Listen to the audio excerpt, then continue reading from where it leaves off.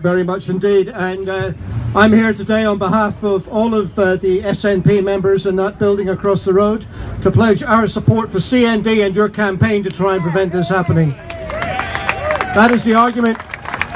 That's the argument that our leader Angus Robertson has just made, and it's an argument that we're going to be making right up until 10 o'clock tonight. I do want to say to you though, there are some bizarre aspects about what is happening across the road at the minute.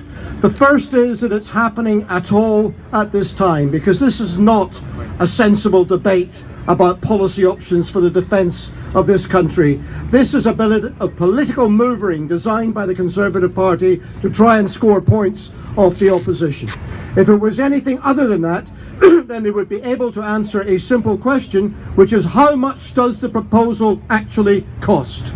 And we have asked that repeatedly to Theresa May, to Fallon, to everybody else, and no one will give us the answer to that question. And it is an act of bad politics and bad policy to ask the legislature of the country to come together and take a decision on what will probably be the biggest ever spending commitment that this government takes without any figures at all in front of it. So much for respect and concern for the British taxpayer that this government claims that it's in favour of.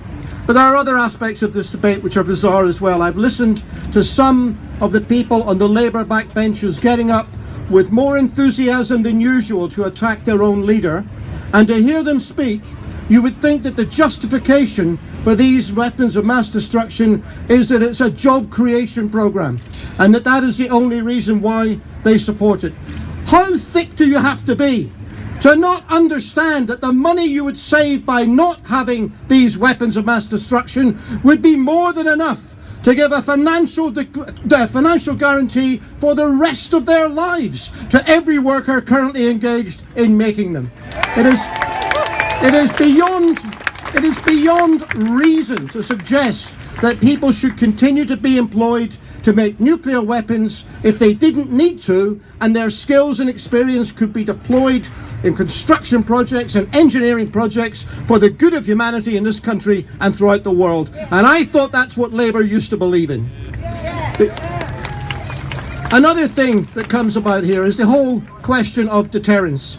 And we've again asked these questions. How can it be a deterrent? Has it deterred North Korea getting the bomb? Has it deterred what happened in Syria, in Libya, in every country across the world where there has been plenty of wars and plenty of killing since the end of the Second World War? No, it has not. It is not a deterrent. It is simply an excuse by the people who run this country to try and retain their membership of a select and privileged club in this world.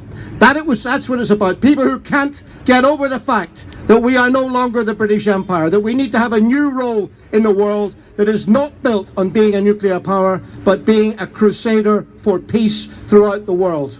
And I hope those are the arguments, my friends, that we are putting tonight. To say that nuclear weapons is a deterrent would mean that if you suspected one country was developing chemical or biological weapons, then the immediate response would be, we need to develop them ourselves. That is not our response, however. Our response when that happened was to link internationally with others, eradicate them ourselves, and make sure that there was verifiable eradication throughout the world. If we can do it with chemical and biological weapons, then we can do it with nuclear weapons too. So I wish you all the best for this demonstration. Remember this, my friends, this isn't the start of the debate tonight, and it won't be the end of it neither. This isn't the start of the campaign, and it won't be the end of it neither. And the SNP will with you until we get this changed.